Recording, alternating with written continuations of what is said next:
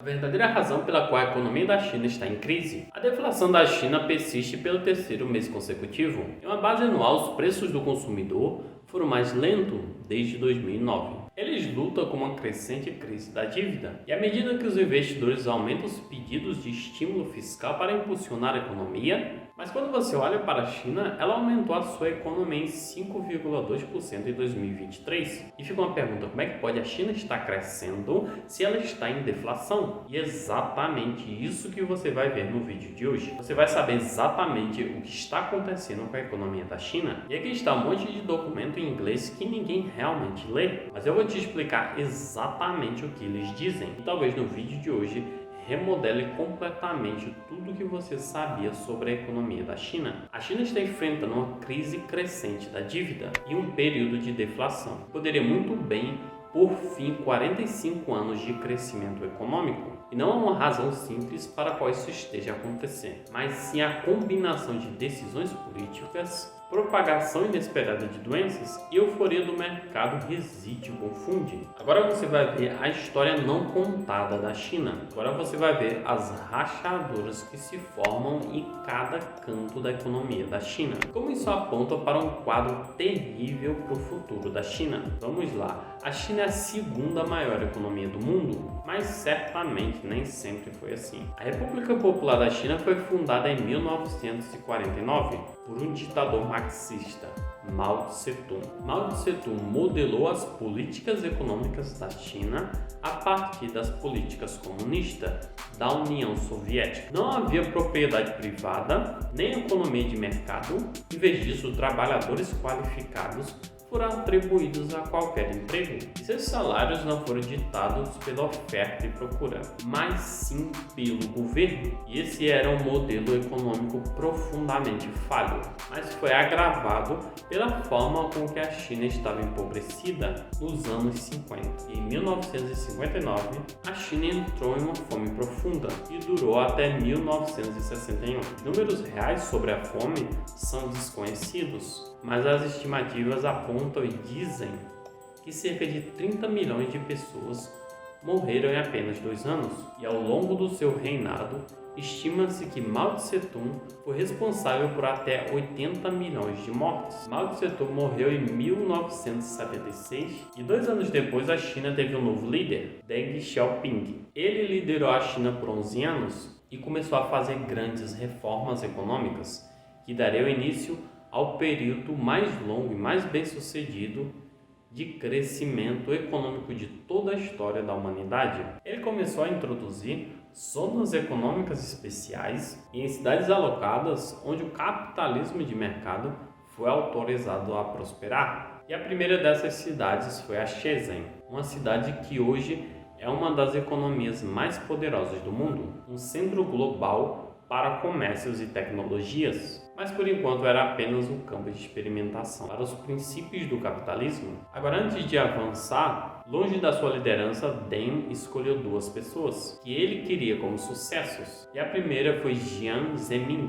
Ele governou a China em 1989 e novamente a China continua a fazer progresso. No desenvolvimento econômico, o crescimento do PIB acelerou, trazendo o valor nominal de 1,2 trilhões de dólares ao ano. E em 2000, o PIB real crescia a 2 dígitos quase todos os anos. Em 2003, o segundo sucessor solicitado por Deng assumiu o país. Seu nome era Hu Jintao e mais uma vez a China viveu mais uma década de crescimento, um crescimento impressionante. E em 2011, cujo último ano do líder, eles ultrapassaram o Japão para se tornar a segunda maior economia do planeta, com um PIB de 7,5 trilhões de dólares. E 2012 foi o ano que Xi Jinping assumiu o controle da China. Inicialmente ele também foi visto como reformista de mercado.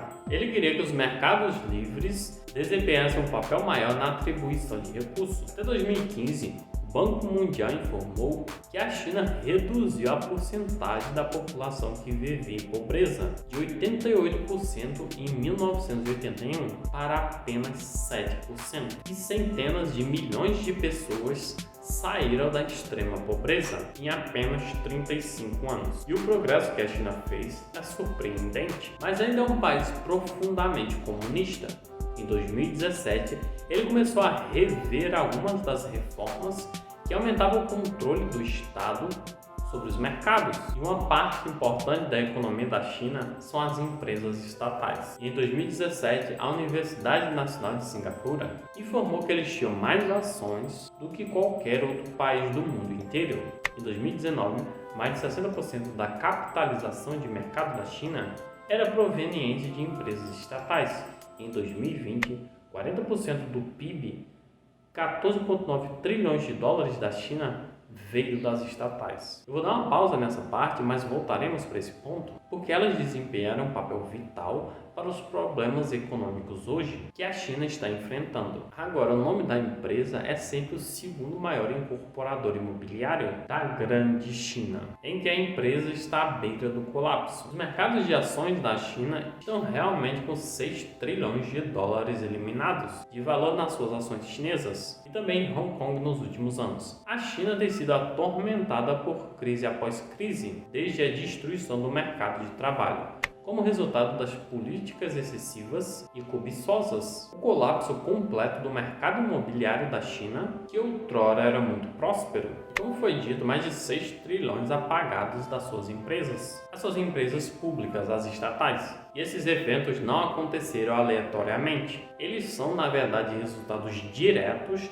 das decisões políticas, com críticas e especulações de mercado e ganância intervencionista e não deixa o livre mercado fluir. Eles contam a história de uma economia paralisante que a convergiram para a maior crise da dívida do mundo inteiro e um potencial para o retorno à estagnação nos próximos anos. Agora, a pandemia e a doença COVID atingiu duramente a economia em 2020. O crescimento do PIB caiu de 6% em 2019 para apenas 2%, pois a pandemia prejudicou a produção da demanda do consumidor e o investimento empresarial privado. Mas eles ainda conseguiram crescer, porque nos Estados Unidos, por exemplo, teve um PIB negativo de 2,8%. E fica a pergunta, como isso é possível? E a resposta está realmente como o PIB é calculado. O método é somar o consumo pessoal da população chinesa, negócios, investimentos, gastos do governo, exportações líquidas, bens e serviços. Em 2020, a China aumentou dramaticamente os seus investimentos, principalmente através das empresas estatais. Compensaram o colapso do consumo pessoal e eles pagam tudo com muita e muita dívida. E isso será muito importante um pouco mais à frente, para entendermos o que causou grandes impactos na economia chinesa. Quando falamos sobre a atual crise da dívida chinesa, como eles estão a esconder alguns dos seus problemas econômicos, em 2021, a China se recuperou com o crescimento do PIB de 8,4%, mas quando o COVID ressurgiu em 2022, Xi Jinping aplicou as políticas zero doença. Estou falando assim para o conteúdo não sofrer algum tipo de bloqueio, mas voltando, um encerramento radical do país que fez com que o crescimento econômico voltasse a cair para 3%, novamente apoiado fortemente pelos aumentos de gastos, juntamente com investimentos. Zerou a política cobiçosa, causou danos permanentes na economia. E muitas províncias da China, com muitas empresas estrangeiras, encerraram suas operações na China, demitindo trabalhadores em 2020. As saídas líquidas das empresas estrangeiras foram de 48 mil, e em 2021, o número das empresas líquidas aumentaram por causa dos bloqueios. Em retrospectiva, por zero foi para mais de 100 mil empresas que encerraram suas operações na China. E tudo isso era menor das preocupações da China. Eles estavam prestes a lidar com um dos maiores colapsos imobiliários já registrados. A história começou muitos anos antes. Nesse caso, em meados da década de 99, as reformas econômicas tinham tirado milhões de pessoas da pobreza, transferido para a classe média. Por esse motivo, a procura pela habitação para as famílias médias estava a aumentar grandemente, e em 1994, a China introduziu um novo modelo para promotores imobiliários, onde esses poderiam vender os apartamentos antes de serem concluídos, e em alguns casos, antes mesmo de os projetos serem começados. E um desses incorporadores imobiliários era uma empresa chamada Evergrande, fundada em 1996. Seu modelo era pedir dinheiro emprestado aos credores e receber pagamentos antecipados dos seus clientes, que então construíram propriedades e vendiam para seus clientes e usavam os recursos para cobrir as suas dívidas, e eles tiveram muito sucesso nisso, mas apenas por um tempo. Eles tinham 1.300 projetos em execução e em 208 cidades chinesas, gerando uma receita imobiliária de impressionantes 76 bilhões de dólares, tornando-se o segundo maior promotor imobiliário de toda a China. Mas isso veio juntamente com dívidas crescentes e de uma forma consistente. Naquele ano, as suas responsabilidades para com os bancos chineses e com os investidores estrangeiros atingiram 305 bilhões de dólares. E o grande problema é que o mercado imobiliário da China estava a se tornar uma bolha. As pessoas tinham visto os aumentos de preços massivos no mercado imobiliário, os preços das casas subiram muito e estavam começando a aparecer investidores a especular, inflamando assim mais ainda os preços, e eles subiram ainda mais. Agora aqui está.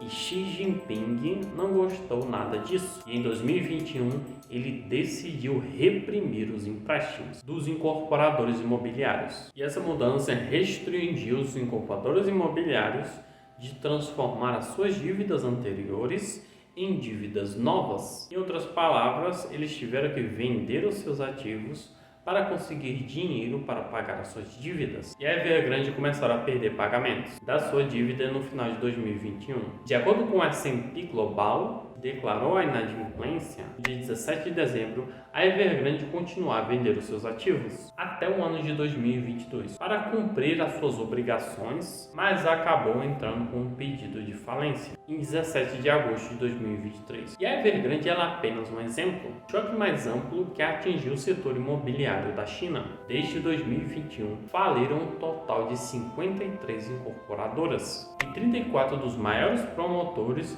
são promotores estatais, tornaram-se insolventes. E as taxas dos incumprimentos de títulos imobiliários chineses em dólares agora é superior a 50%, e esse é um problema muito sério. O mercado imobiliário da China atualmente representa cerca de 30% da economia chinesa e cerca de 70% da riqueza das famílias. E é por isso que, à medida que os preços dos imóveis diminuem, teve um grande impacto na riqueza do povo chinês. Mas o problema da China não se limita apenas em propriedades. Como foi dito, eles têm um total de 6 trilhões de dólares e foram eliminados do valor das ações chinesas desde o seu pico de 2021. E no mercado imobiliário, mais uma vez, as crescentes tensões políticas entre os governos da China e dos Estados Unidos são uma das principais razões pelas quais as pessoas acreditam que os investidores estão saindo dos mercados de ações. Mas espere um minuto, comecei esse vídeo afirmando que o crescimento do PIB da China em 2023 foi de impressionante 5,2%, um número que foi excluído dos Estados Unidos em 2021, que eles não viam desde o ano de 2000. Agora, na China, os dados econômicos, a forma como eles podem ser manipulados ou usados para enganar as pessoas sobre o que realmente eles são. Quando olhamos para a porcentagem de 5,2%, o valor não é tudo o que parece, e fica a pergunta: como pode a China aumentar isso tudo se eles estão em crise de deflação? E depois, se olhar por trás das cortinas, encontrei um país com uma crise da dívida paralisante e cada vez pior, altos níveis de desemprego e um colapso de riqueza da sua classe média, que estará a conduzir a China para um período de deflação que pode ser difícil de escapar. E em 2014, de acordo com o FMI, o Fundo Monetário Internacional, cidades e províncias de todo o país acumulam uma enorme quantidade de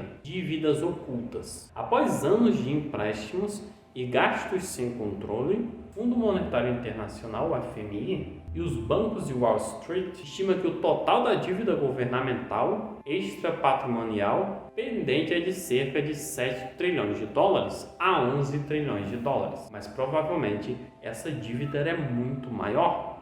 E o motivo é que a China tem uma dívida trilionária oculta. E o motivo é que eles não fornecem os dados. E na verdade o que existe é estimativas, mas ninguém sabe ao certo. Também você vê o governo central da China, como a maioria dos governos, impõe limites orçamentários aos governos locais para limitar o quanto eles podem gastar. Mas nas províncias da China encontraram a maneira de contornar isso usando algo chamado de veículo de financiamento do governo local. Eles são essencialmente um tipo de entidade empresarial que permite que os governos locais contornem seus orçamentos, assumam mais dívidas do que são oficialmente permitidos, pois você pode esperar que os dados sobre isso sejam incrivelmente nebulosos, mas uma estimativa coloca o passivo total em 11,3 trilhões de dólares no ano de 2022. E uma estimativa da Bloomberg mostra que a dívida total da China em relação ao seu PIB é de quase 300%, o maior percentual do mundo inteiro, estando muito maior do que o próprio Estados Unidos. E cerca de um terço desses financiamentos é que realmente está impulsionando a dívida da economia chinesa. Lembre-se daquele gráfico que vimos anteriormente, que mostrou quais tipos de gastos contribuíram para o crescimento do PIB. Os gastos de consumo pessoal das pessoas comuns têm atribuído de forma decrescente para o crescimento econômico. Durante anos, a maior parte do crescimento econômico tem sido alimentado por investimentos governamentais, financiado por dívida, muita dívida. E um estudo econômico da Oxford chegou a uma conclusão semelhante. Estima que 40% do PIB terá ser impulsionado por investimentos o dobro dos Estados Unidos. O problema é que se tornar extremamente dependente do governo e de seus investimentos para o seu crescimento econômico é que começa a prejudicar a produtividade e podemos ver a queda do gráfico.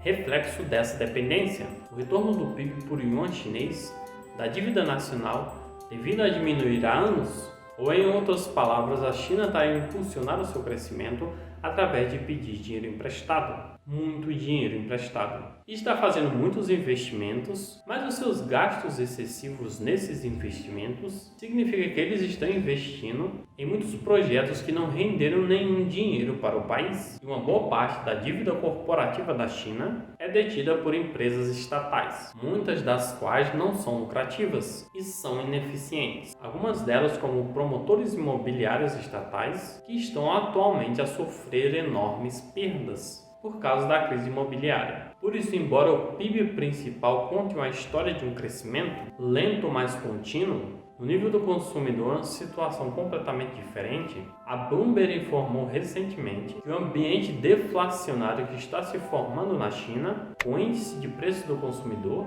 caindo por 3 meses consecutivos, está sendo impulsionado pela fraca demanda em termos das famílias. O colapso imobiliário inverteu essencialmente o efeito da riqueza das famílias, sentiram por muitos anos. E à medida que os preços dos imóveis aumentam, em 70% da riqueza das famílias em ativos imobiliários teve um grande impacto na confiança do consumidor. O mercado de trabalho da China também piorou.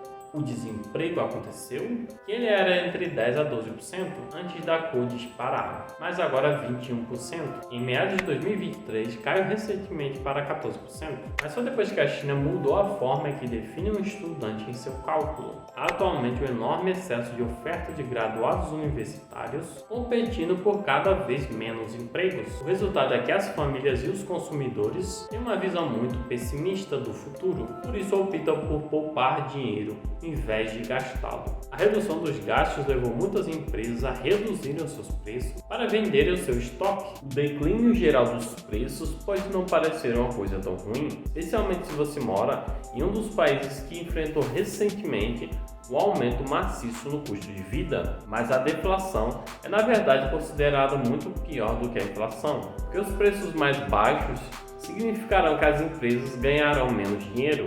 Então, os salários diminuem e as pessoas são demitidas, o que faz as famílias terem muito menos dinheiro para gastar. E acontece um ciclo, gerando mais demissões e gerando menos produtividade. E a deflação piora cada vez mais esse ciclo. Também faz com que as dívidas atuais das famílias sejam maiores em termos reais. As famílias, por exemplo, poderão ver os preços e os salários diminuírem, mas os valores da dívida que têm permanecerão os mesmos. E é por isso que as dívidas são maiores do que os seus rendimentos, do que os seus ganhos. Portanto, relativamente fica muito mais difícil as famílias conseguirem pagar as suas dívidas. E o lado bom de tudo isso é que quase toda a dívida da China é que bancos estatais emprestam a empresas estatais ou províncias locais com a sua própria moeda, para que o governo possa imprimir mais a sua moeda e poder cobrir essas obrigações. E essa é uma estratégia muito inflacionária, mas essa é a menor das preocupações da China. O conteúdo é esse, pessoal. Se você gostou, deixa o seu like, se inscreve no canal e até o próximo vídeo.